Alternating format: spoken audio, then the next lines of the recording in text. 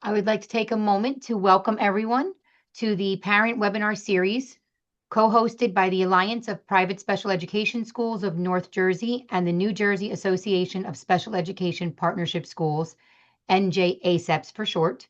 The Alliance is an organization of more than 30 state-approved private special education schools in northern and central New Jersey, dedicated to helping parents and educators better understand and access appropriate program options in special education. Their goal is to see that parents, school administrators, teachers, and child advocates are well informed about the special education needs of and range of program options available for children, teens, and young adults with disabilities, particularly those with more complex needs. NJASEPS, formerly known as ASA, is a nonprofit organization representing New Jersey's private special education schools that provide highly specialized services to more than 10,000 infants, children, and young adults with disabilities. While its primary focus is on the needs of students, NJASEPS also works to foster partnerships between its members, local school districts, and local communities. These collaborations not only enhance the quality of education programs, but they also ensure that students with disabilities are served in the least restrictive setting and have the greatest chance of returning students to public school settings, all while providing information and referrals to anyone seeking appropriate placement of individuals with disabilities. NJASEPS also advocates directly for individuals with disabilities and their families while promoting programs and policies that protect and enhance their well-being, especially those that impact or interfere with their education. Before I hand it over to our presenter, Dr. Bianca Coleman, just a couple of housekeeping pieces of information. If you wouldn't mind to please stay on mute, you can enter any questions you may have in the chat box. We will leave some time for Q&A at the end of the presentation. Presentations will be recorded and posted on the parents page of the NJASEP's website and on the conference workshop archive page of the Alliance website for future viewing. And announce the next webinar, our next webinar that is scheduled will be on Wednesday, February 25th, and it is on the resilience for caregivers presented by Lena Suarez Angelino. And that is on the websites as well for you to be able to register. Now I'd like to introduce Dr. Bianca Coleman. She is a PhD BCBA. She's licensed psychologist in the state of New Jersey, nationally certified school psychologist, board certified behavior analyst at the doctoral level, and licensed behavior analyst in New Jersey. Dr. Coleman completed her bachelor's degree from Rowan University in psychology with a specialization in child behavior. She then received her master's in applied behavioral analysis at Penn State University. Dr. Coleman earned her PhD in school psychology from Temple University and has extensive experience working with individuals presenting with developmental disabilities, disruptive behaviors, feeding, toileting, and sleep problems, social skills deficits, as well as attention and executive functioning concerns. She has expertise in using evidence-based treatments to work collaboratively with parents to teach them behavior management strategies and improve functional and adaptive skills, and with schools to address classroom management and challenging behaviors. Dr. Coleman is skilled in conducting diagnostic evaluations, specifically of autism spectrum disorder, psychological, psychoeducational, and functional behavior assessments. She also provides assessment and consultation services to public and private schools regarding their programs for learners with autism spectrum disorders and behavior challenges. Dr. Coleman's professional interests include applying behavior analytic strategies to functional-based skills and behavioral concerns with individuals, families, schools, and organizations. So at this time, I'd like to hand it over to Dr. Coleman, and she will show her presentation. Hi there. Good evening, everyone. Thanks so much for joining. I'm going to share my screen with you now.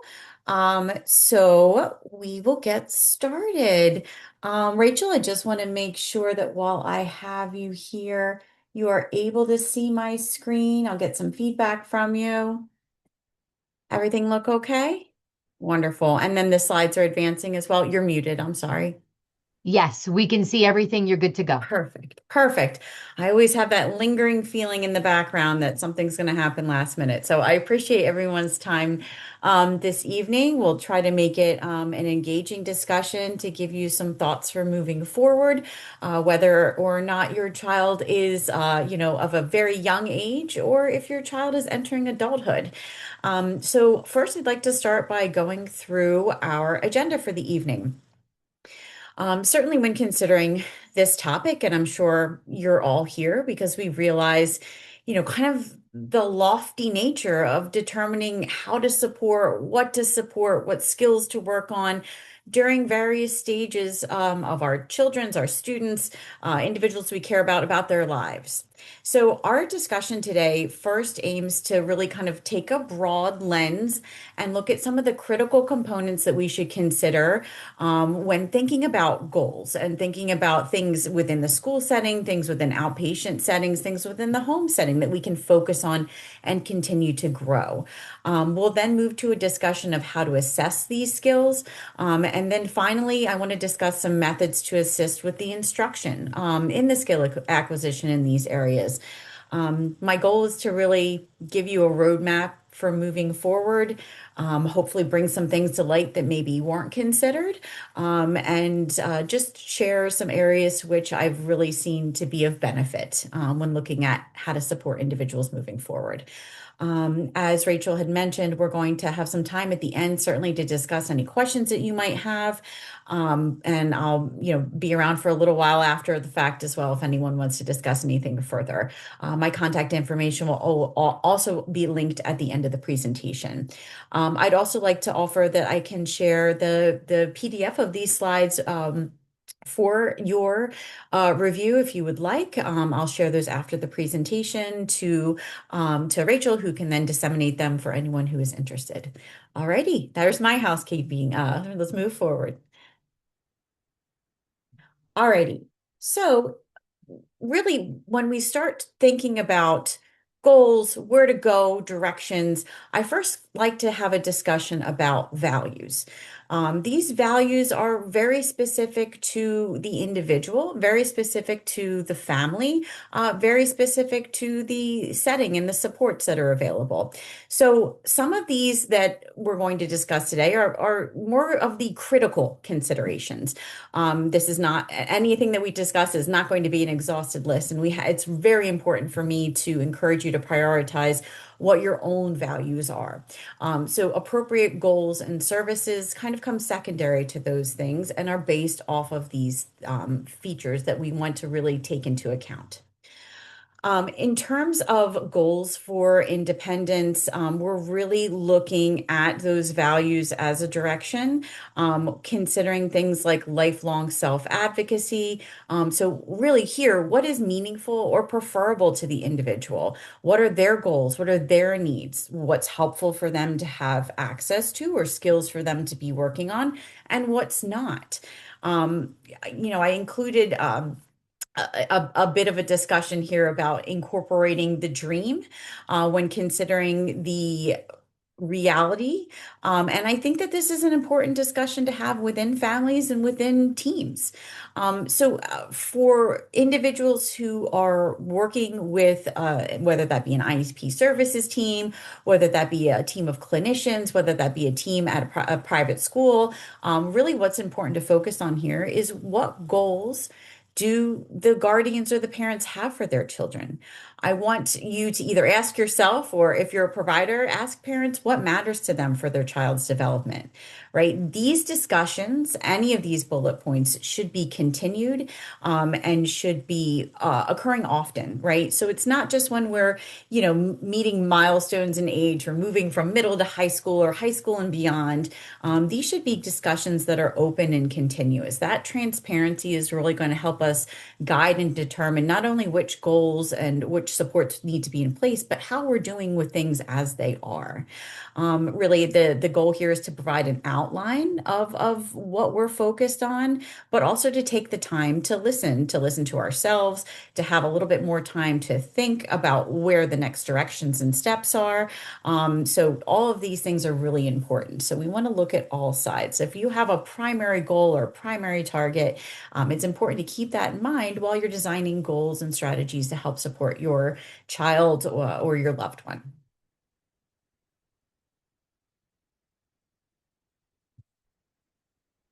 Alrighty. So when we're talking about functional life skills, we're really talking about the essential skills that are needed for everyday living. These are the skills that are considered when we're thinking about living independently, when we're thinking about skills that are needed to be successful in the home setting, in the school setting, and in the community setting. So there's obviously some overlap here, but really, I think individually taking each setting into consideration, what demands, what scenarios are present within each setting, that will really help us drive our focus when it comes to which skills to hone in on. Life skills in general, just that functioning and moving from A to B and being successful, safe, comfortable, and happy. Of course, academic functional skills come into play here too. Again, back to that discussion of, examining appropriateness, examining alignment with your own goals, and in the goals of the individual. Community-based learning skills certainly come into play here. These are things that we might not even think about, but navigating safely within the community, taking a bus, paying for items, things of that nature. And then social skills. I'm going to talk about a couple areas of skills pretty broadly today. Social skills is one of those, communication is another.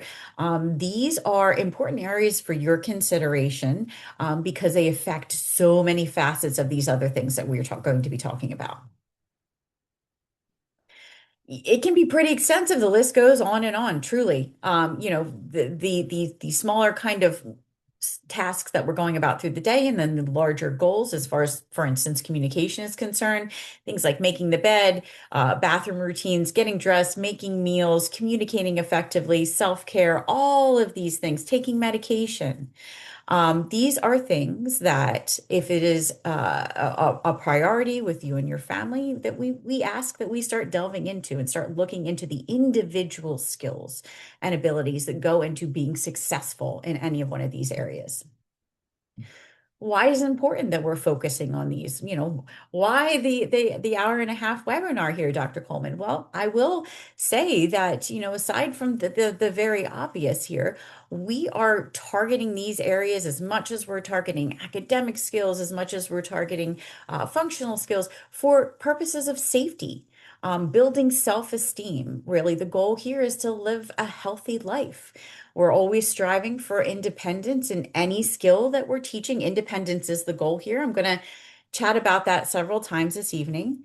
I also really want to encourage that developing skills across these areas broadly is also focusing on self-advocacy. And then when it comes to being able to kind of not only be successful in accomplishing these skills, but regulate ourselves within the process of that, and whatever barriers might come up, whatever unknown variables might come up, that self-regulation piece is also very important. So, as you'll come to see, the notion of continuity is going to be a central theme for our discussion, right? And what I mean by continuity is really ensuring that the development of skills is solid throughout the lifespan.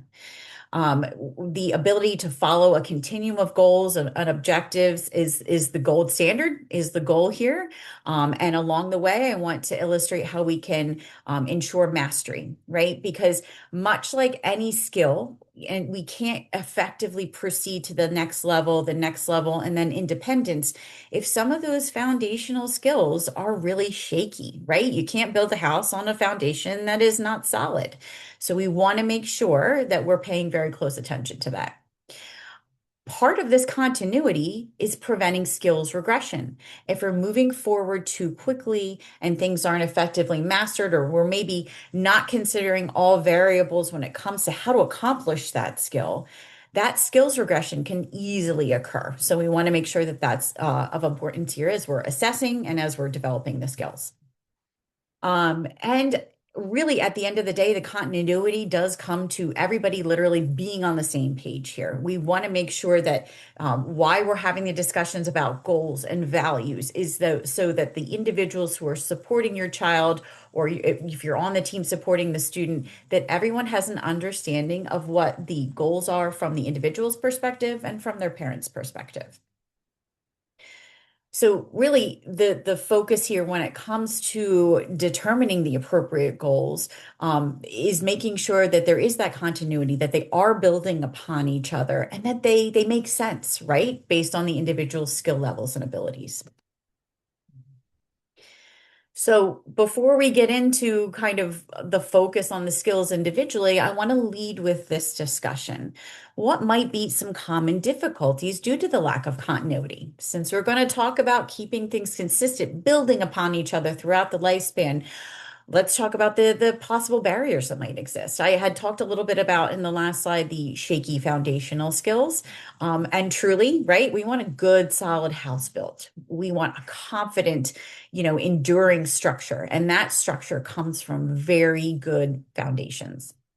In terms of the lack of preparation, if you're having continuous and honest discussions about the individual's progress, their needs, and the trajectory, right? And this is for both parents and professionals, the team as a whole will be better prepared to address the needs and the next phase and the next expectation, right? As we get older.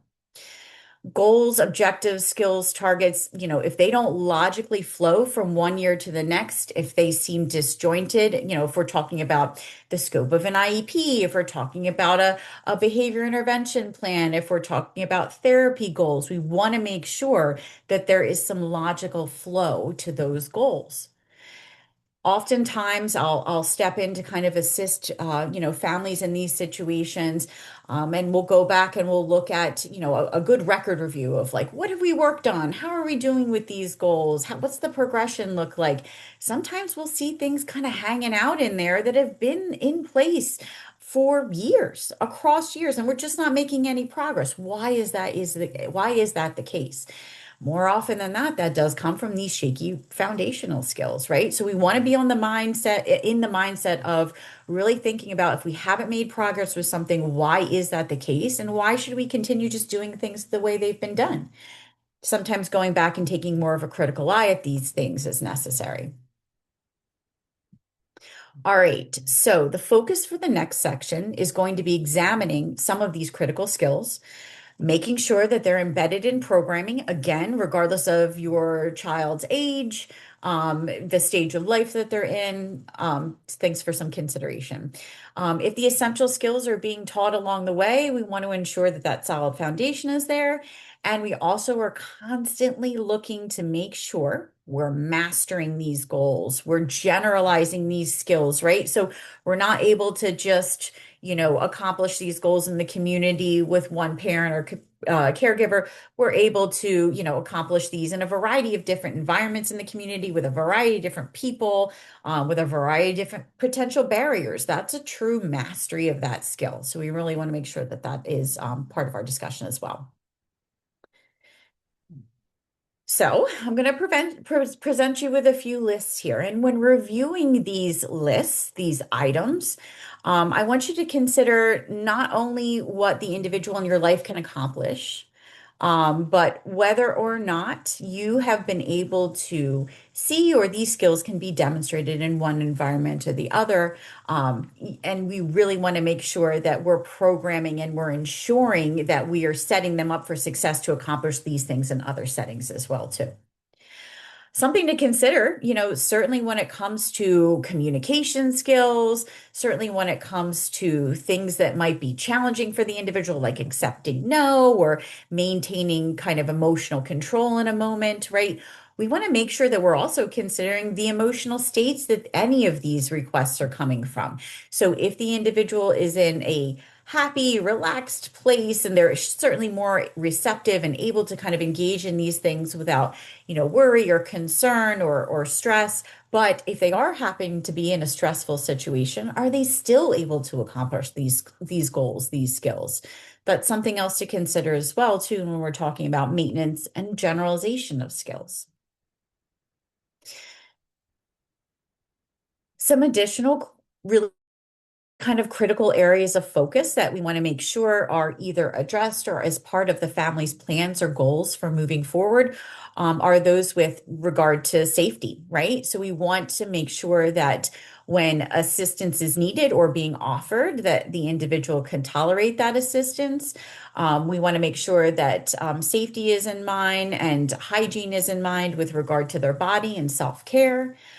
We want to make sure that if there's a dangerous situation that arises, that there are practiced strategies that are in place, that these skills are known for what I need to do in this moment, the information I need to present in this moment. Things like wearing appropriate clothing, taking medications, following directions, especially in higher stakes situations, all essential skills. When we think about daily living skills, the basic things come up. Certainly, having a healthy diet, being able to consume food safely, feeding mobility, sleeping, avoiding harmful substances, all of these things might come up. So certainly this seems as though it might be, more at the forefront of, hey, we should focus in on these things. But, expanding scenarios to include things like engaging in leisure activities, being able to kind of seek out what they need in an unfamiliar environment. These things should also be considered here. You'll see at the bottom of some of these slides, I have included some citations. I have these references in the last part of the presentation here. So I have made some recommendations about some things for you to access, but a lot of these are coming from these references directly. When it comes to social emotional learning, and some kind of critical foundational skills to accomplishing more of the challenging tasks, things like managing frustration safely and calmly, that's a big one. Frustrating situations are going to arise, right? We know that this is the inevitable part of life. So we want to make sure that things like accepting feedback, barriers that come up, like a store being closed, a preferred item not being available at any time, unexpected, loud, or disturbing events, things like that, that they have the skills to be able to address that within themselves effectively and utilize resources within their surroundings effectively. Something as basic as the ability to follow a schedule, a list, a task list, all of these things are really important to achieving more of that independent level of success.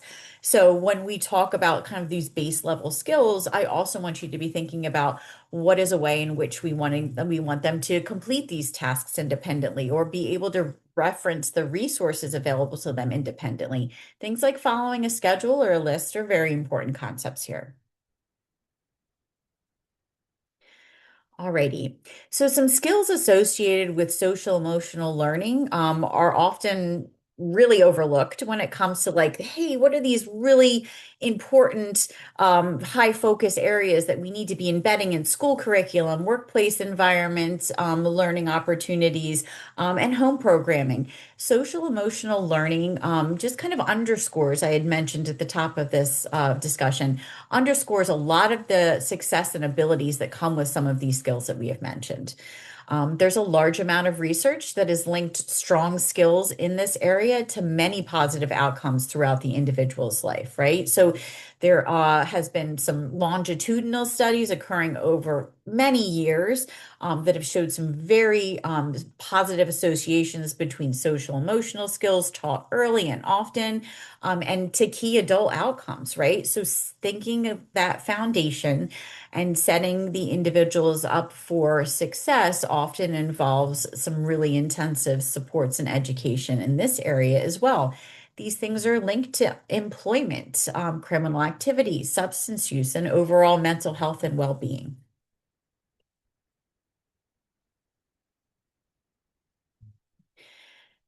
In addition, some benefits of like really rigorous, really generalized social emotional instruction can come from positive impact on schools climates, promoting academic and social emotional benefits for students in a school-based setting. It also promotes just these great things that we want to impart upon our children or individuals that we're caring about and for. Things like being a good student, a good citizen, a good employee, right? So I've linked here some other really kind of positive outcomes that come as a result of focusing in on these areas. And when we talk about just really like, where do I even start? Social emotional skills, it's just like such a massive area to undertake. These are some of the great starting points. I wanted to provide these to you because it's things that not only you can consider for moving forward, what should I kind of focus on? How should I, help or direct the therapist or the team to focus in on these areas? Let's consider these first. Let's look at them and their ability to kind of be good, solid, and in place. Are these skills able to be displayed across a variety of settings with a variety of people? Just this check in with ourselves really kind of make sure that we're in a good place and we can move forward with the higher orders SEL skills.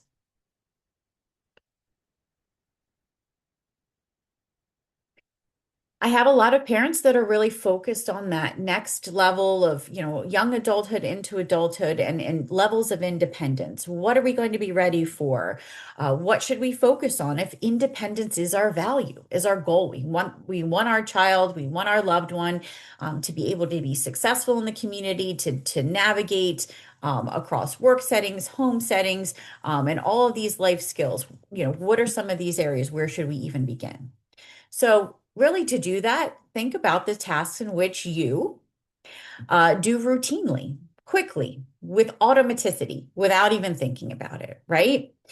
Those can be pretty complicated when we break them down into their individual parts, right? And in examining the individual parts, it helps us kind of come to the conclusion as where we need to start within each one of these facets.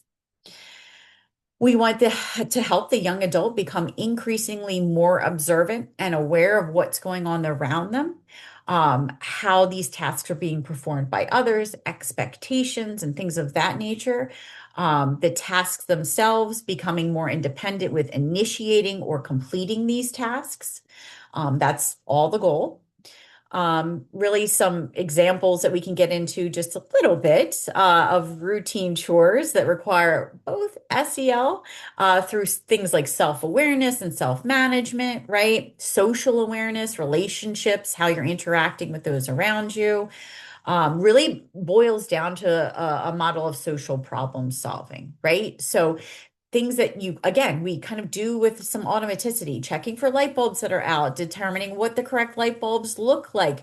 If I don't have them, where do I go to get them? I have to purchase them. When do I replace them?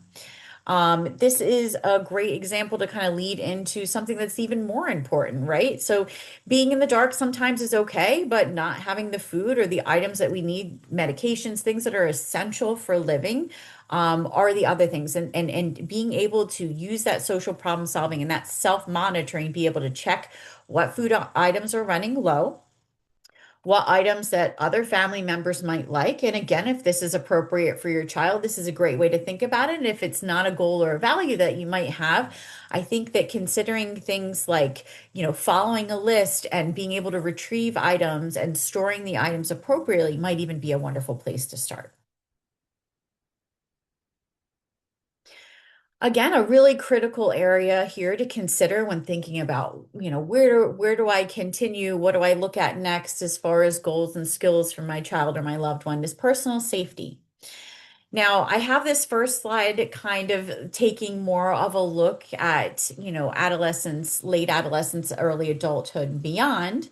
But often something that we don't really think about when we're preparing individuals for that wide open world is dating and relationship navigation. And really, when we think about that concept, not only is that overwhelming, but oftentimes we skip a lot of those foundational skills associated with it, which presents possible dangerous situations. not only for your loved one, but potentially for others. So we want to make sure that when we're considering skills to target here, we're looking at things like boundaries and personal space. Seems very straightforward, right? But I again implore you to think about the different circumstance which might mediate different types of personal space. When boundaries start to become a little bit more blurred, when there's, closer relationships that are occurring, all of those facets, should kind of be at the front of the discussion. Respect. This kind of comes into play more when certainly they're in situations which negotiating kind of certain types of conversations, certain needs within settings like workplace environments and things like that. Somebody telling you something that you don't want to hear or you don't like to hear or is not in agreement with your own personal values as the individual here in this case.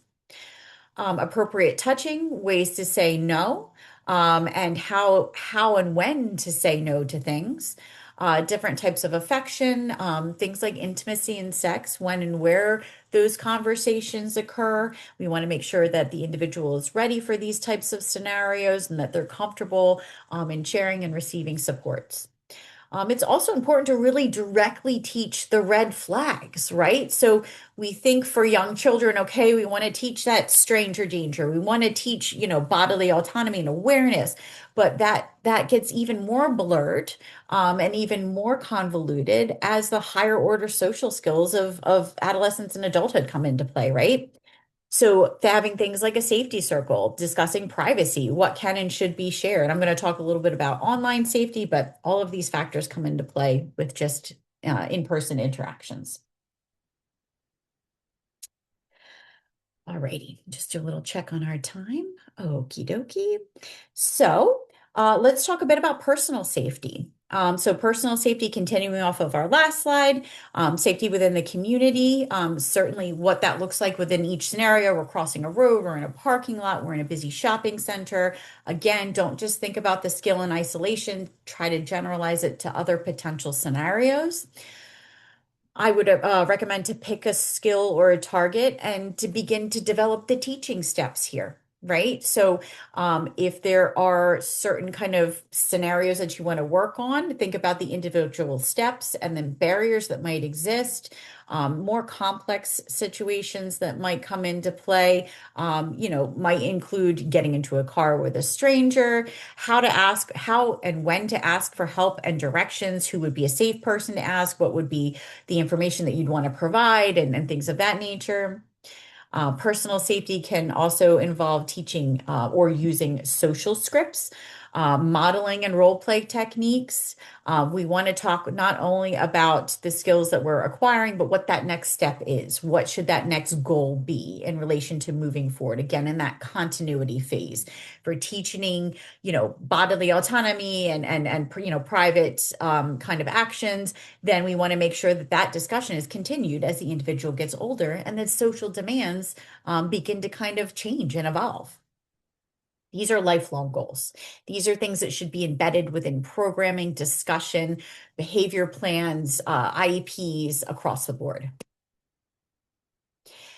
When we talk about things like the safety circle, again, just not the notion of, hey, maybe we need to have talk about who would be a great person here, who wouldn't.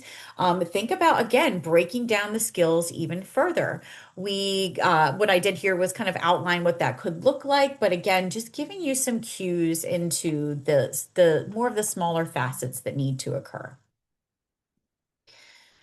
When it comes to internet safety, we are all painfully aware that the internet can be a scary place. I've recently helped support an older teenage individual who ran into some challenges when it came with kind of just determining what was a safe situation, what was an unsafe situation when they were using chat rooms and things of that feature. This is an issue that's coming up more and more often. So I implore you to, if you have a child who is using the internet and an older individual who's using the internet, that this is part of your plans and your targets for moving forward. We want to set limits and establish rules. Again, it's certainly we can be concrete, but there is a lot of gray areas that exist out there, right? So we want to make sure that we're having enough collaboration with everyone involved in supporting your child to make sure that this is universal across the board, making a plan to kind of moderate use of social media or use of the internet, keeping as far as being able to monitor safety, at least initially, having the computers in public spaces around the house so that you're able to kind of supervise these things more easily while the skills are being developed, right? We don't want to create this kind of like lockdown feeling. We want to feel safe and secure about what our children, our loved ones are kind of doing online, but we also want to create and build skills towards independence here, right? All right, moving into some other areas for consideration when it comes to development. Things as simple as feelings identification. I often see these taught hard within the elementary level individuals, but then when it gets into, middle, high school, older years beyond, this kind of falls by the wayside. Those more nuanced social cues, the ambiguity, the sarcasm, the things of that nature, all that starts to come into play and can sometimes lead to stress, anxiety, misunderstandings, or even social isolation. So, keeping that area within SEL, social emotional learning, at the forefront to be making sure that our individuals are matching feelings to vocabulary, express situations, scenarios, recognizing the presence of their own emotional states as they come up. That's often really great feedback for helping with some of that ability to kind of moderate their own feelings and behavior. And then when it comes to recognizing and labeling someone else's feelings, think bigger and broader, things like empathy and perspective taking. All of these things are what we would like for our individuals to have solidified moving into adulthood. Functional communication is a really important area of focus. I know we chatted a bit about this at the top of the discussion, but I want to, not only present, the first steps, the foundational steps, like making wants and needs known appropriately, but I think that it's also important to continue to encourage other facets of that communication, right? Asking, refusing items, asking for a break, kind of letting somebody know that you're not interested in something. Conversation skills that kind of come into play include commenting, asking and answering questions. We know about the kind of the focus on what our body and what our eyes are doing too, but when we're thinking about these skills, as the individual gets older and some of the more overt cues that they get as children aren't as clear, we have to make sure that we're still focused in on that. Again, kind of considering generalizability, when we think about impulse control, when we think about staying calm and in control, we want to make sure that the individual can recognize and utilize these rules in different environments with different people, work versus friends, boss versus coworker, parent versus provider. All of these things, we want to make sure that that differentiation is in place. Teaching and self-monitoring of different bodily sensations and emotional states during different situations is a great way to kind of embed and explore, see what the skills look like. Really, when I see some significant challenges arise with an individual's progress, with their well-being, we see some major issues in these areas because of the shaky foundations, right? If we're not noticing or if we're not attending to the fact that these aren't generalized, they can't produce these skills outside of certain settings. That problem often gets compounded and is harder to support if we're working on and focused on it all the while. As things get more challenging, as life presents new demands, we often are getting better outcomes and more happy and engaged individuals. So things like acceptance of no and waiting is hard for most, adults that I know too, but we want to make sure that when there are different environments and demands presence, that these things are in place and they're comfortable with this. Certainly voice volume and what our body should be looking like despite these emotional states that we're in is of a critical importance. And also noticing when there's a problem, being confident to be able to speak up and ask for help when there's an issue and accepting help. Social skills in the workplace and in the community here. I have a couple of food for thought ideas, things to consider, things to kind of put at the top of your list if you have an individual who is moving into the workplace and community environments. Again, just to kind of take a couple of these things out to consider, being assertive. Please leave me alone. I'm not feeling good. I'm not having a great day, or I don't really want to talk about that right now. That's a really difficult skill. Not everyone is comfortable communicating that, and that's often not an easy thing to kind of draw from, especially when you're in a stressed emotional or physiological state. Other notions here, arriving on time, how to answer phone calls appropriately, making phone calls, going on interviews, organizational skills, and things of that nature. Again, that's kind of a big, broad area, but to break down where the individual that you are your loved one or the individual you're supporting, where their skill levels are, it's important to make sure that all those foundational skills are in place before we're asking them to do something like being assertive. Alrighty, so we're going to talk about assessment. When we're starting with assessment here, not only is your own input, of critical importance, I want to kind of see the opportunities for objective identification of strengths and needs, right? So how can we best examine the individual needs, and really celebrate and continue to encourage greater independence, right? So if strengths are there, let's capitalize them. If needs are there, let's break them down further. So let's first start very basic, identifying what the individual can and cannot do. We're going to target the specific areas within those skills that need more growth and development, right? So that's through discussion, that's through demonstration and doing, right? That practice, that repeated exposure. Our goal for step 3 is we're going to work towards generalization and fluency. No matter what skill you're focused on, that is the order of go, right? That's best practice and the best way that we know to get a good, solid plan in place for moving forward. In terms of broad-based skills assessment, really here we're casting a wide net. So certainly within the area of SEL, certainly within the area of functional life skills like toileting or feeding, we have more honed in assessments, but I think a good first look should incorporate broad-based skills assessment, right? So independence, we want to look at independence with various types of prompts, right? So are we independent with just gesturing, using a list? Do we have to do a full physical prompt to have them be successful in completing the task? When I'm asking you to consider independence, I don't just want you to be able to think of like, can they do this without assistance? I need you to kind of focus a bit more on for the individual, what does the independence level look like for them?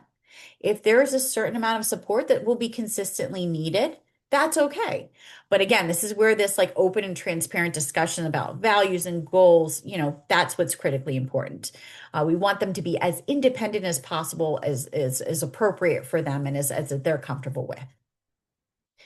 Many times when we're working on looking at the skills themselves, sometimes we'll come across scenarios where there's a bit of over prompting, right? And that delays the progression.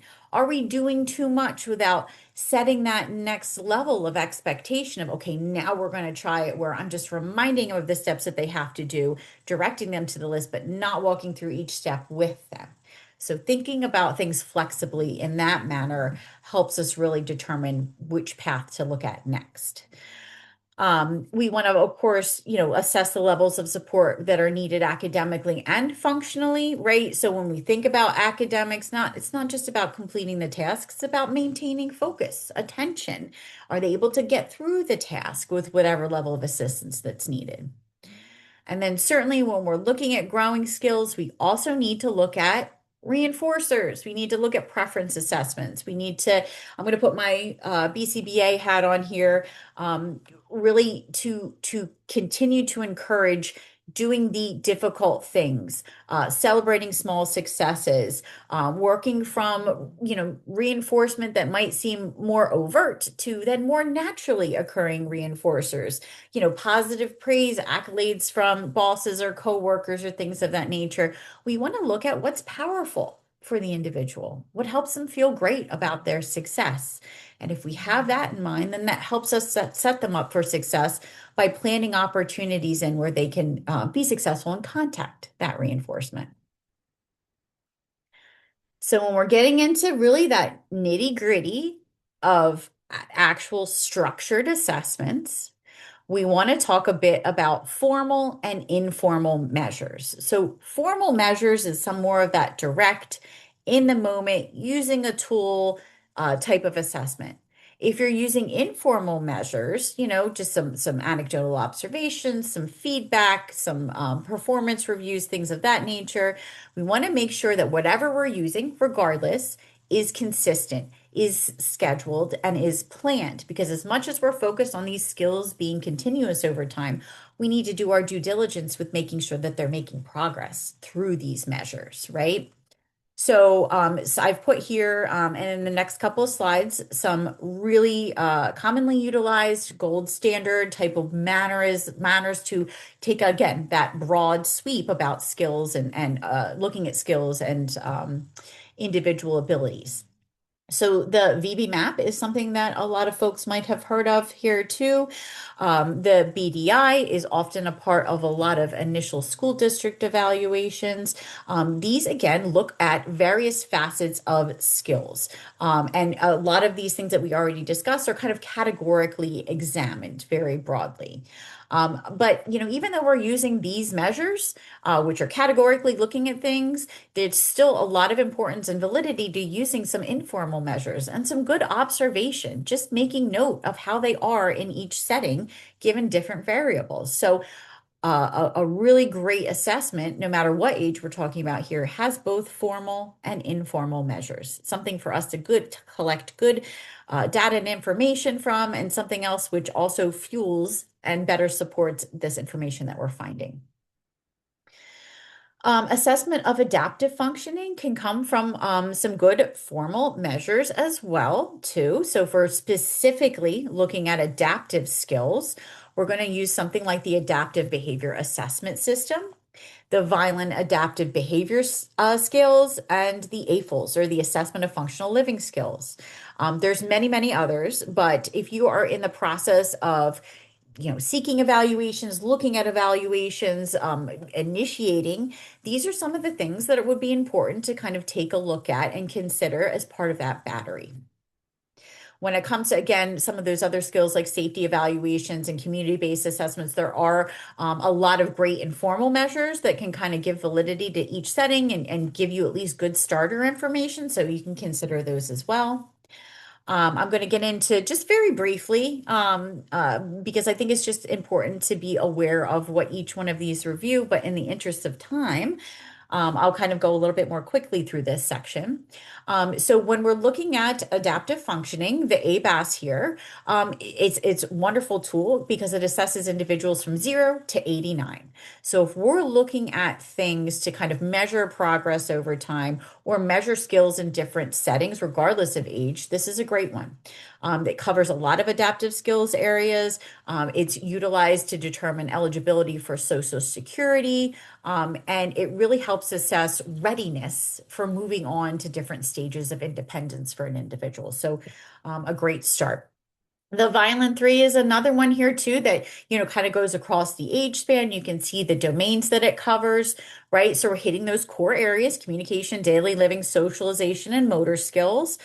There's also another domain if maladaptive behavior, if challenging behavior exists with the individual, your loved one, then that's also a consideration as well. It has a lot of utility in a lot of different settings. The AFLs here as well too, what we're looking at is functional living skills. So practical life skills, maximizing independence, right? So again, this is appropriate across all ages.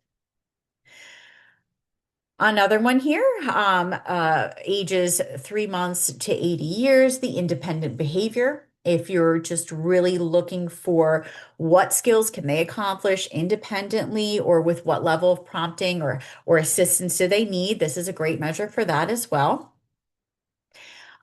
This Essentials for Living, one that I have referenced before, it's a great tool if you're unsure of where to start, or if you hypothesize that, you know what, Dr. Coleman brought up that point about some foundational skills. If you feel like your loved one is missing a significant amount of skills, or you're just seeing like really plateaued progress, there's not been a lot of goal accomplishment lately, or we kind of seem a little stagnant.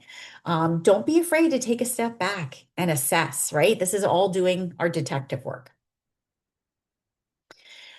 In addition to these measures, there's also assessments of vocational skills and preferences, right? So when we think about that next step beyond structured educational programs, what would be interesting to them? These things exist.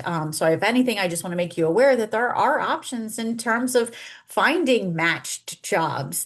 Things like, okay, well, we're not doing great within the setting. How do we find one that's a good fit, right? All of that can come into play there. Assessment of social emotional learning.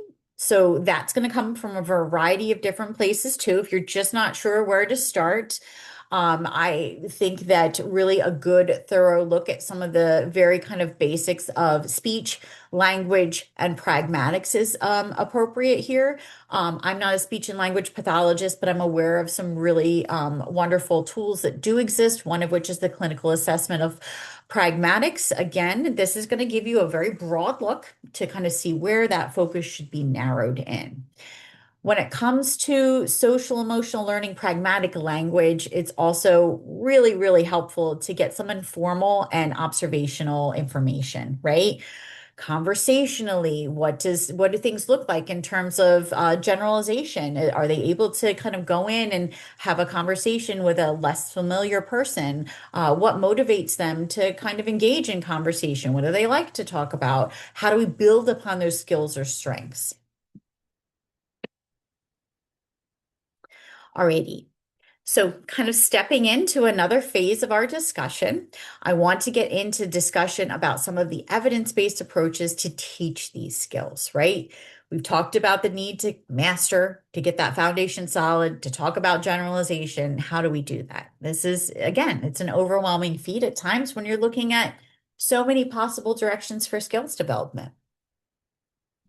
How can this be accomplished across the day?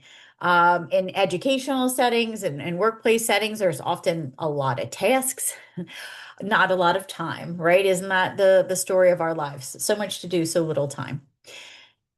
So it's very important, again, through this conversation, these continued meetings, this transparency across providers to inform about skill levels for parents and family members and the individual to be able to communicate what's important to them, right? So we need to identify and agree upon these areas. That's first and foremost. If we all have different directions that we want to go in, you're going to see that progress be a little bit less evenly distributed.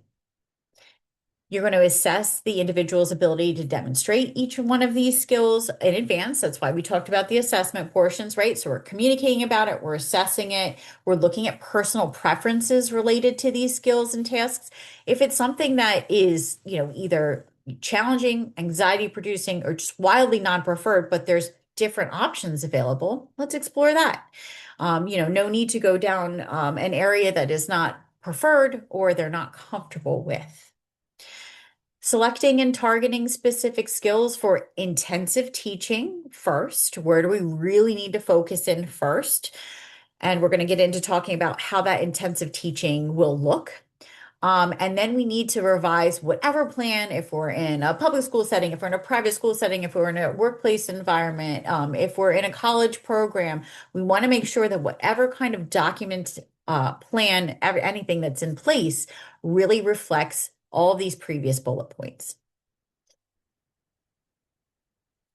So the intensive teaching approach here, right? Okay, so let's get into it. So monitoring progress is going to be an essential part of this, really. How do we know if skills are improving? How do we know if they're in a good place to ask that next level of the skill level to be in place?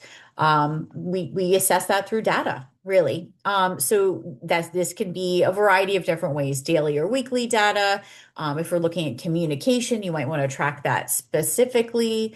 It might come from little kind of probes here or there, and that little probe is, I'm going to look at this on this Tuesday in the afternoon, then I'm going to go back in a couple days and I'm going to look at it Wednesday during the morning. I think it's important that whatever data that we're taking is getting a good snapshot of the day, even if it's not a consistent all day, every day type of situation.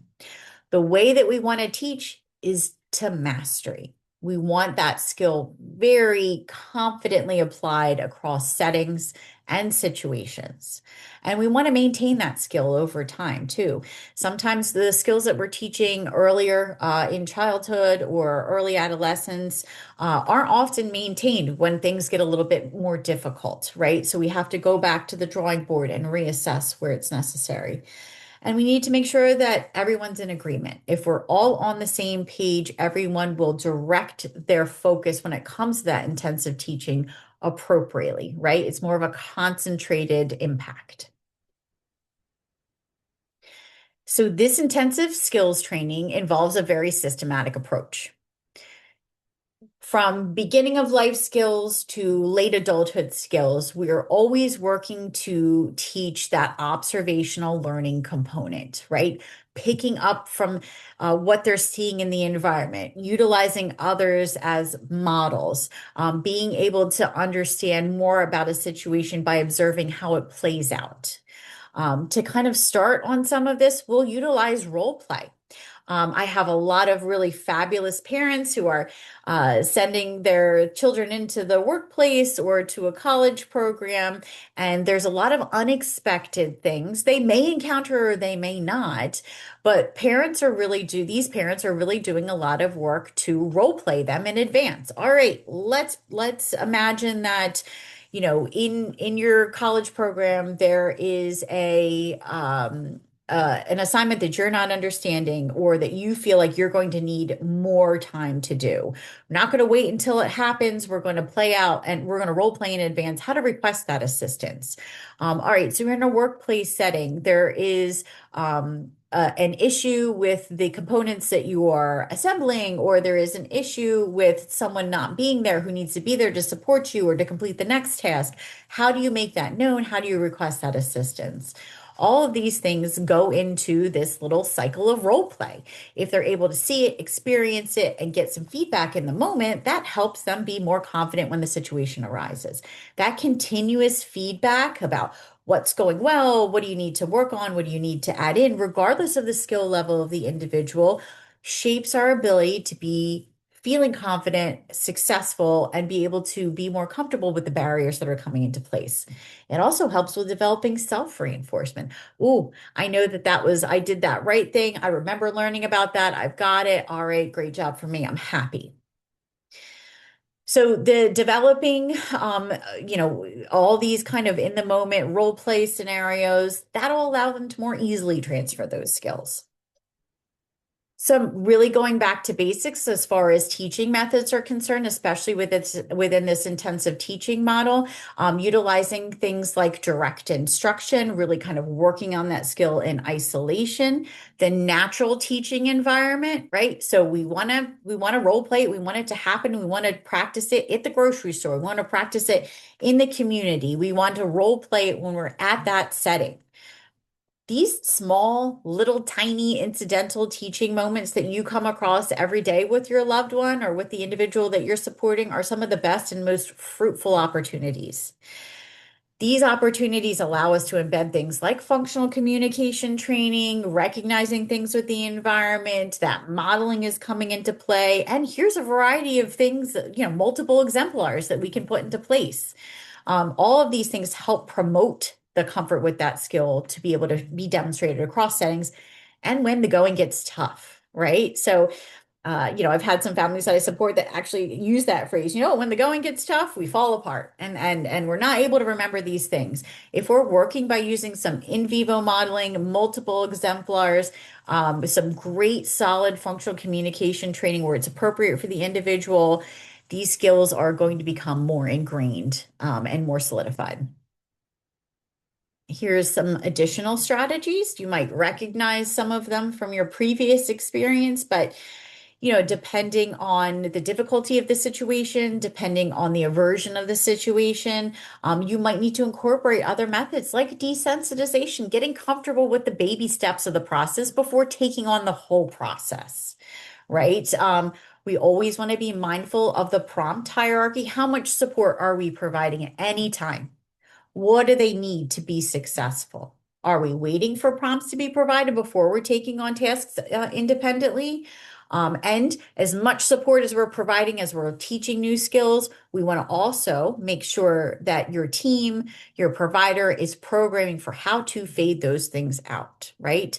As much as we're providing in the moment, the goal is always to make it less and less and less. Here's a few more. I won't get too much into these, but obviously some tools at your disposal. We talked a bit about the real life practice scenarios. Any opportunities where that incidental teaching can come into play are just amazing in the moment things that can occur.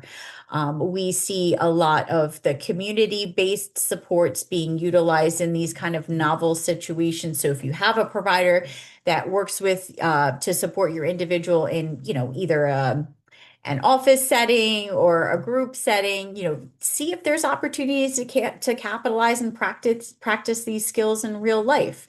Some educational programs that I currently support have great opportunities for individuals to go into the community and practice things like, placing an order, buying things. All those opportunities in real life are a place that we can put some scaffolded supports in place, build up a skill, and then boom, we've got a situation to practice the independence when that's reached.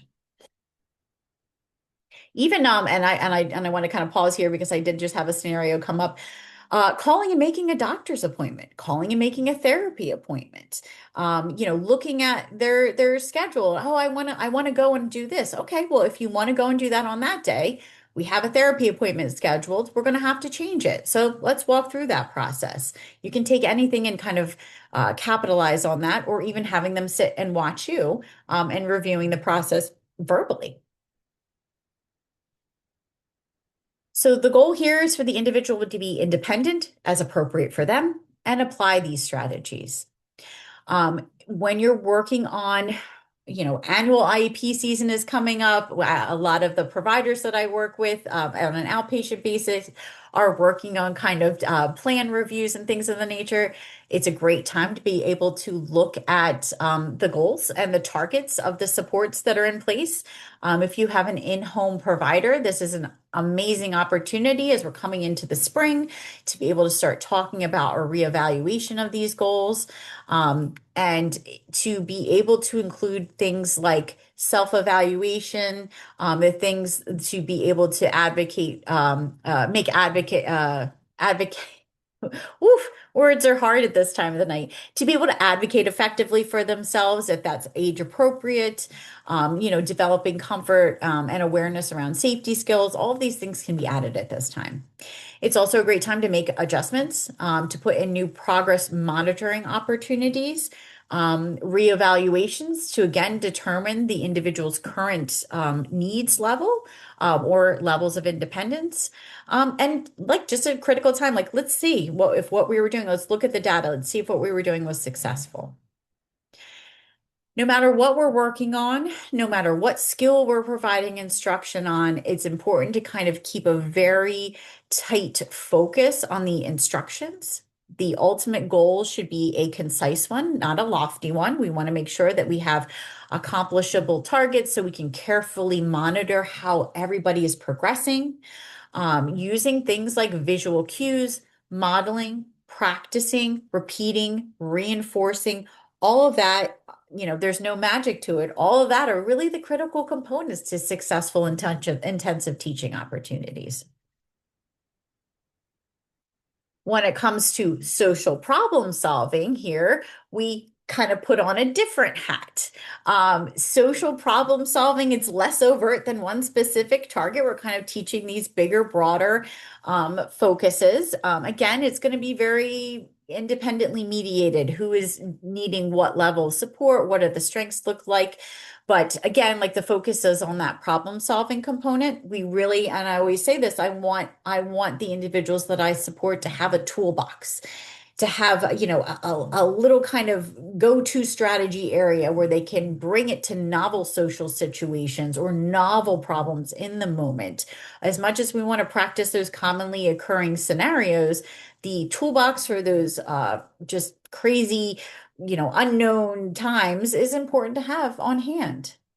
Utilizing tools that are well researched and efficacious, like social stories, like known social emotional programs, can often provide a great start if you're really not sure how to tackle or address that, or if you feel like, you want to add some tools to what the provider is using.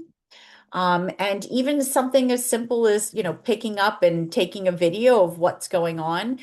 We have our phones on us at all times now, so let's pick up a video. Let's use it as a model. You want to see how you did with that? Let's take a look at it. So that self-reflection component is really an awesome tool to be able to use and is well researched as well. Some problem solving situations, if you just want to see where you are with things, think about finding items. Think about reaching items that are either high up or not available. Think about seeking help and across all situations, most importantly, if lost or confused.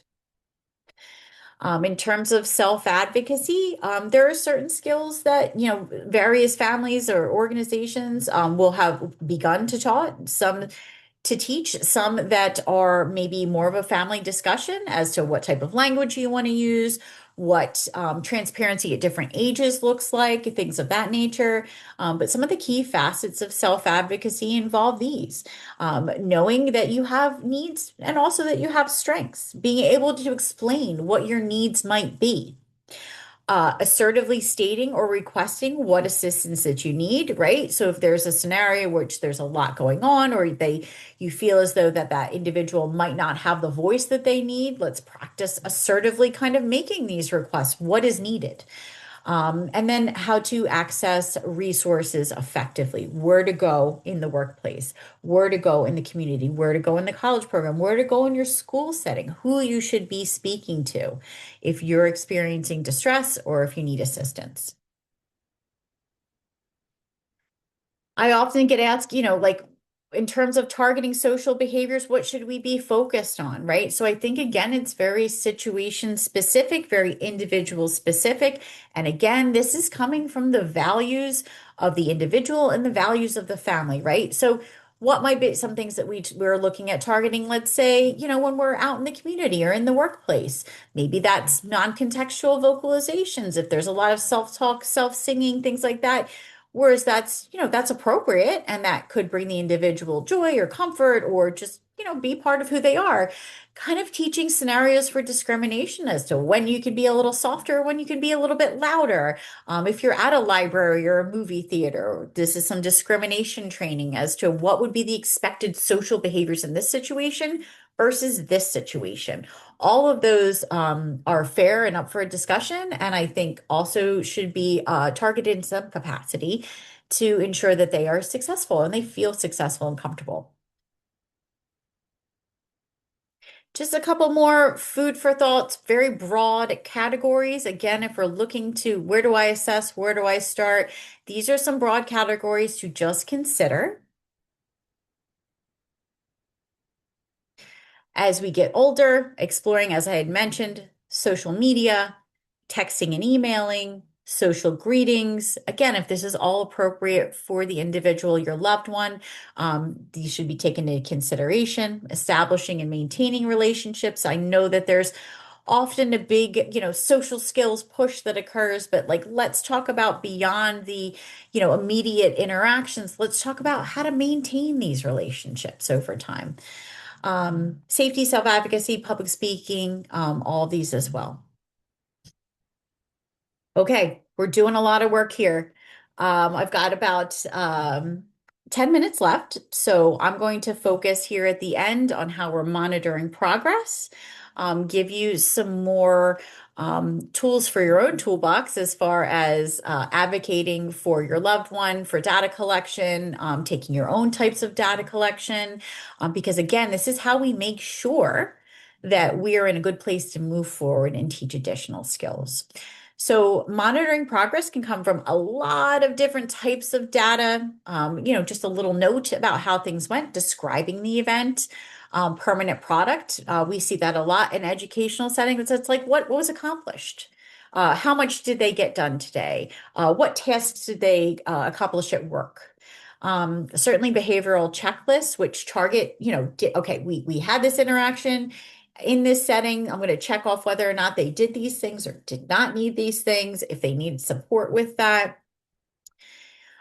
Task analyses, I cannot see anyone's lovely faces or hands, but I assure you, there are quite a few of you who have used task analyses, whether you realize it or not. That's when we're taking that big skill and we're breaking it down into individual facets. And that this is often dependent on the skills of the individual, how much support and they need, at what level of independence are they? So are they able to, this can be things like moving successfully from A to B. If we're talking about dressing, it could be having the coordinated motor movements, be able to engage in certain tasks. So again, it's going to be very dependent on the individual and the task itself. We talked a bit about probe data, so maybe you're not taking it all day, every day. Maybe we're just practicing it now and again, and I'm taking some incidental learning opportunities and recording them. And then, of course, we always want to make sure we're understanding what's motivating and preferred, because again, that's going to be able to drive that and solidify that skill acquisition as we're asking for more challenging things. So monitoring progress, kind of as a central theme here, you have seen that it is ongoing and over time. We want to look at skills beforehand, during, and after. Again, like that gives us a bit of an oversight as to how things are going. There are rating scales, there are scorecards, there is, of course, like you'll see kind of the probe data for IEP objectives or treatment goal objectives and things like that.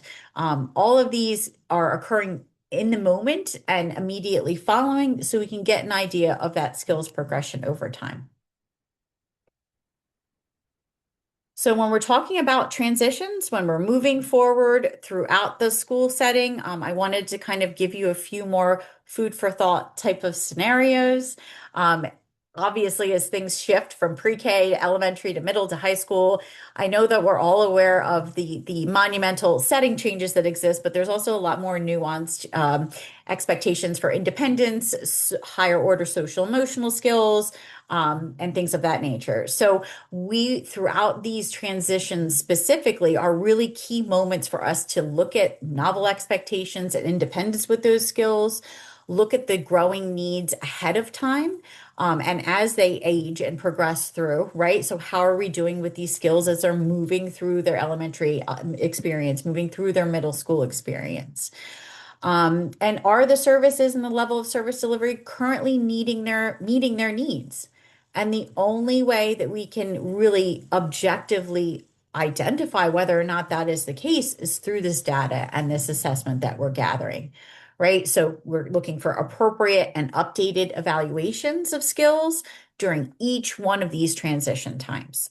That's really key. All right, when we're looking ahead post-secondary education, going into adulthood, these are some key features and facets that I want you to have in the back of your mind. So there are some things here for looking at the continued need for individualization and update as skills and goals for the individual change. So, as the individual gets older, you might find that through conversations with them or their providers, that the goals or the shifts have changed in terms of that next step. I want to be in this setting, or I don't want this level of support, or I want to be at home, or I do want to be more independent. All of these things need to evolve and shift as the values do change. When we're looking at transitioning to adulthood, if you're at that stage in your life with your loved one, what we're really focusing in on when it comes to adulthood is success in the areas of social relationships and behavior control, Success in community living. So this is those daily living skills that we talked about, right? The essentials here. If and when appropriate, things like financing, budgeting, so we're assessing math skills, can we kind of be comfortable with that? Self-advocacy and safety, of course. Education, if that's going to be a part of the goals and the values and what that's going to look like. And employment moving forward. Employment, again, is, seeking the appropriate environment, making sure it's a good job match, all of that can be its own separate area of assessment and information gathering. So here, we have some statistics about unemployment post-secondary, specifically with individuals with autism spectrum disorder. But really, can be easily generalized. And we do see this a lot of the time as a result of just kind of those steps for planning, just really not firmly in place, or just not kind of alignment in terms of goals and values, right? So if that is something that is a goal or a target, we're talking about that in early into the high school career. We're having conversations in middle school about the trajectory, right? So more than 50% of those who gain employment are seen to lose the job soon after being employed. Again, I think that these things come back to staying on top of that assessment and that ability to manage themselves and their skills in that environment, even when we're placed in a job or a new setting or in a post-secondary educational program. We need to continue, just with this critical lens and this deep look at things, even at that age as well, too. So when we look at a lack of success in the unemployment setting, these are some of the things that come up. These are the things that are currently most highly identified. Social communication, independence, executive functioning, functional academic skills, and an inability to complete daily living skills with a great enough independence. Successful employment is associated with a good solid foundation in vocational skills, social skills, job coaching programs within place. If there is a need, if it's for your loved one, there are programs there where there is a greater level of scaffolded support. So perhaps if you're not finding success in one setting, kind of backing up a little bit to a setting that might have a little bit more support while we grow these skills is necessary to move forward. There is a lot of opportunities available through the Division for Vocational Rehabilitation. You can also have kind of that first start, that observational learning, incidental teaching come through volunteer opportunities. Let's dip a toe in, let's see. Internships and job sampling also exist and be really, really positive for assessing skills and making sure it's a good fit. When it comes to this level, you oftentimes are working collaboratively with professors, job coaches, assistants, things of that nature. The same level of communication and collaboration that we would expect at early elementary levels should still be occurring here. And oftentimes, just because of the more complicated nature of the responsibilities, they can be a little bit more multifaceted. You might have a job coach that's playing multiple roles here. So utilizing your team accordingly and making sure that everybody is on the same page here. There are some responsibilities that you might want to discuss and take into consideration when it comes to how is my loved one being supported at this level. And regardless of the age and stage, really the key facets for successful skill building include the following. So we're starting out, we did our due diligence, we're looking at things with a critical eye in terms of data collection, everyone's on the same page. So we might look first to increasing the frequency of intervention. We need more supports on an ongoing basis to work on self-care, for instance. You might want to increase the duration. So instead of smaller chunks of time throughout the year or when different kind of therapies or programs elapse, you might want to make sure that this is more scattered throughout the course of the year for longer periods of time, for instance. Using a systematic and consistent approach. Again, if everyone is getting the same message and has the same plan, you're going to have that no problem whatsoever. Training to fluency, utilizing positive peer models, preparing for novel situations. And then if challenging behavior does exist, That is one of along with communication, is one of those first areas that we really want to make sure that we're addressing fully and completely. If challenging behavior exists, if communication limitations exist, we want to find a way for the individual to be successful within their own skill level. We want to make sure that we are addressing these concerns and supporting them adequately before pushing to the next level. We talked quite a bit today about collaboration. I also want to encourage that as we're working towards independence or fading back on our support, that we're utilizing visuals as much as possible. It seems like a very simple strategy, but really there's so much utility, especially as the task demands become greater. And as much as we use and love, a great daily schedule when the individual is younger, transferring that to adolescence, adulthood, and beyond can be a really powerful tool. At the end of the day, we're always looking to take steps to keep moving forward. Even if we feel as though we're kind of starting to get, a little bit adrift, focusing back on those ways to assess, support, and embed learning opportunities is how we continue to move forward.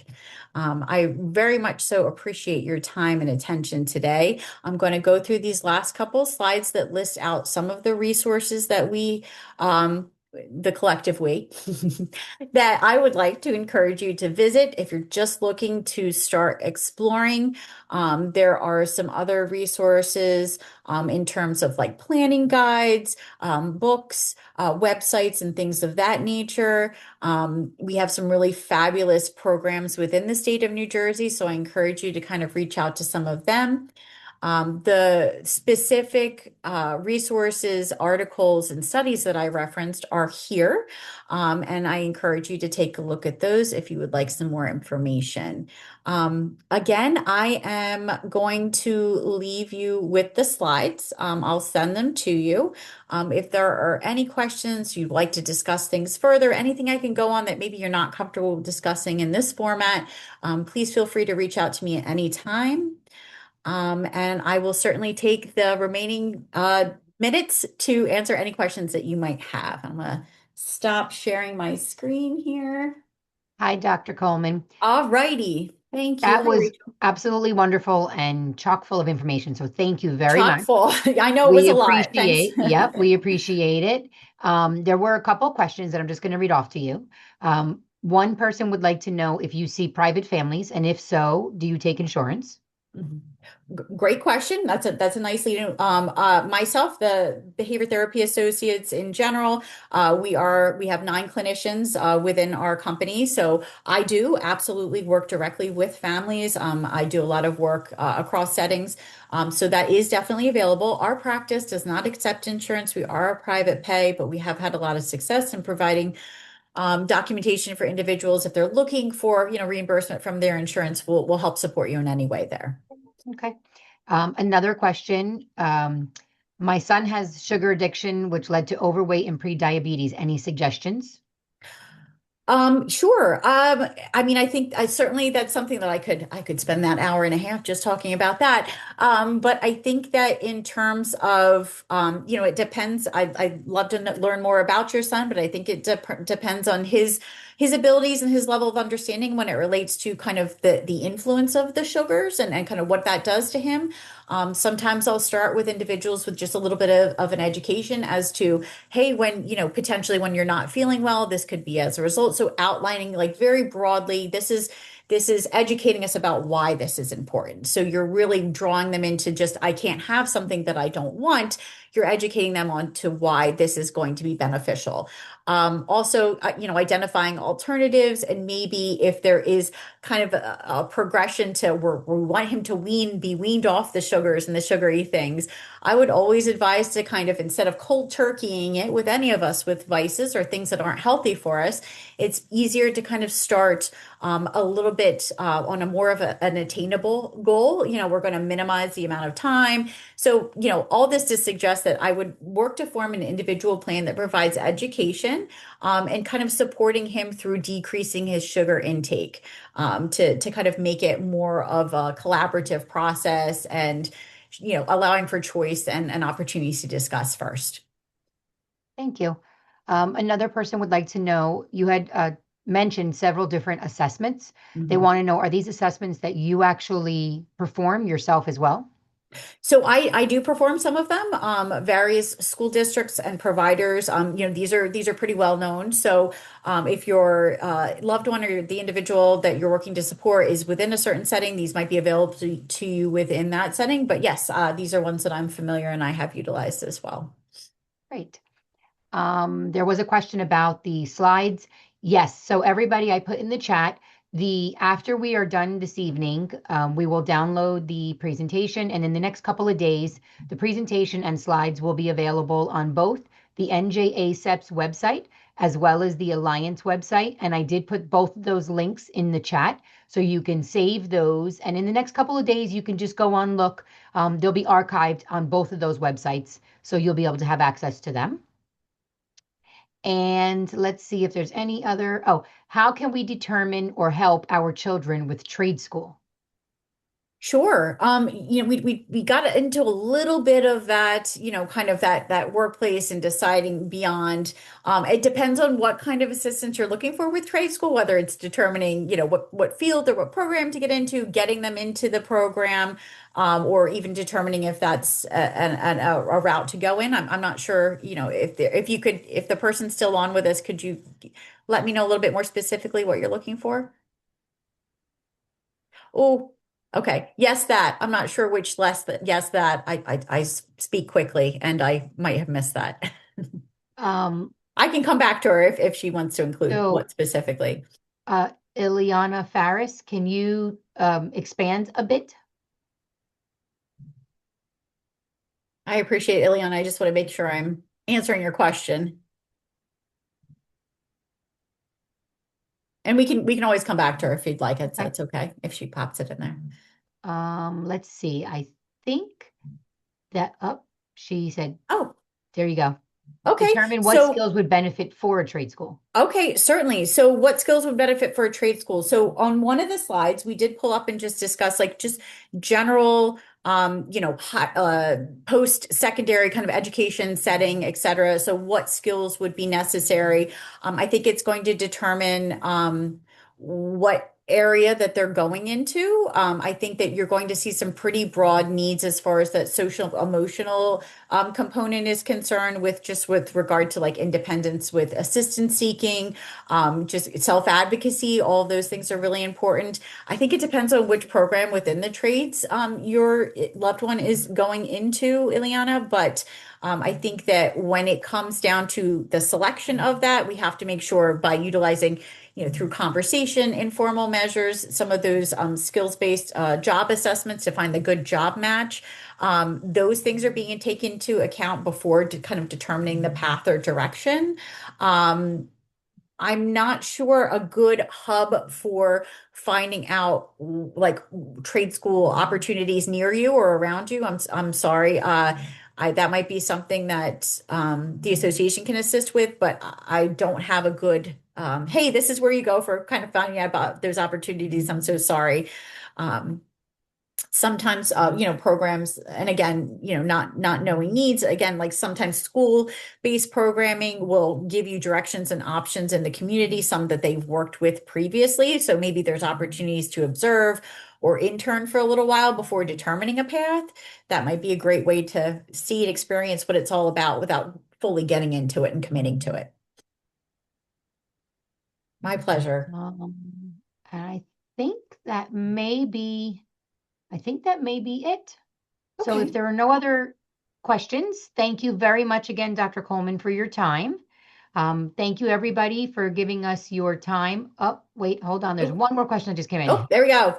How do you Rob, work through the under the family and wire. school not being on the same page with goals or skills? How does the family manage lack of communication from the school to be able to assess if goals or skills are mastered in that setting? Progress reports are not always accurate. Okay. So I think that kind of calls for an almost going back to the drawing board with the team. Oftentimes, when I see this happening, what I'll do is I'll encourage the parent or caregiver to call an IEP meeting. And I apologize, I just skimmed right over if this is an IEP team or not, but You certainly have the ability to call a meeting at any time. In that meeting, what I would kind of put out there is first and foremost, leading with your values, what you are looking, what kind of information you are looking for. So if you're finding that the information that you're being provided about the progress or even the goals is not in alignment, then I think there has to be an open and honest discussion about the trajectory, what you're seeing as far as needs, and to make sure that that is in alignment with what can be appropriately provided within that setting.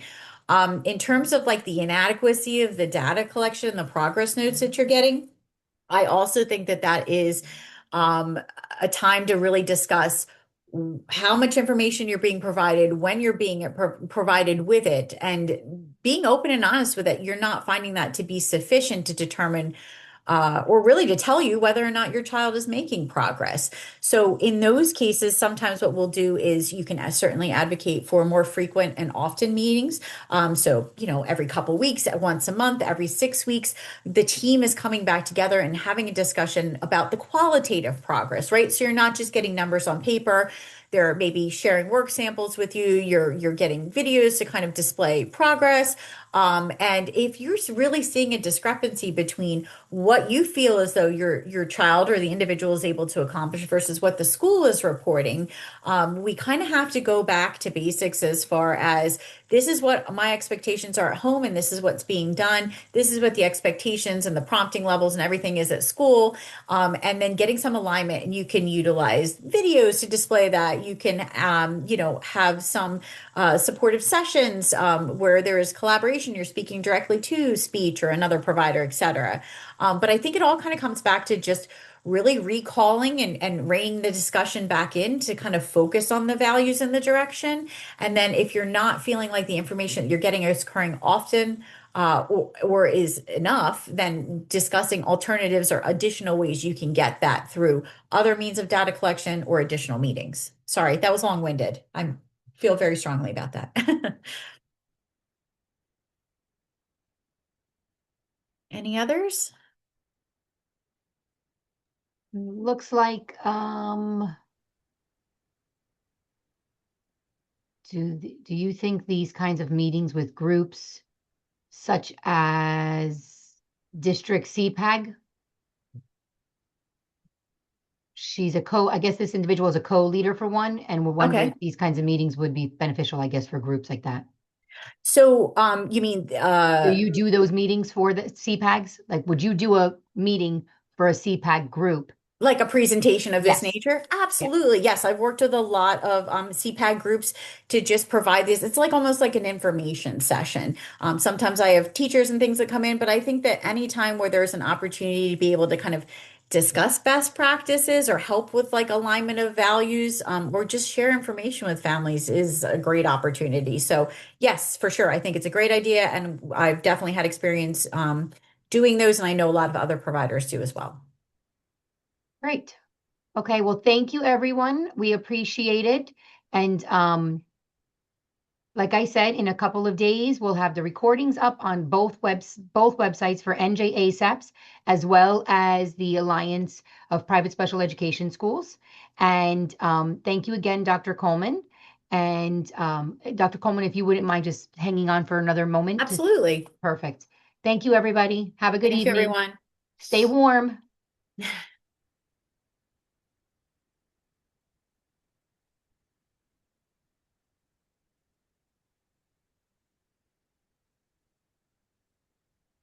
Sorry, can I ask, are you going to be emailing the slides or is Dr. Coleman going to be emailing them? Yes, as I just mentioned, we're gonna, It's going to in be a on the few days, website. yes, on the website, we'll have the slides as well as the Okay. presentation. Okay, I didn't realize the slides also. No Thank you. worries, God that's bless you. okay. Take care. Bye-bye. Thank you, Dr. Thank you Coleman. so You were much. amazing. Oh, thanks. Have a good night. Good night.